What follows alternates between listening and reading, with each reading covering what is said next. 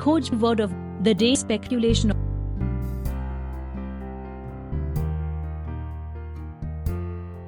Speculation का हिंदी में मतलब अनुमान होता है। स्पेक्यूलेशन नाउन या संज्ञा के रूप में। Synonyms of speculation: guess, consideration, chance, surmise, contemplation. Antonyms of speculation: fact, truth, reality, proof, knowledge.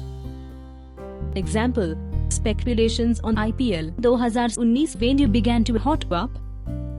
उदाहरण: IPL 2019 के आयोजन स्थल पर अनुमानों ने जोर पकड़ना शुरू किया।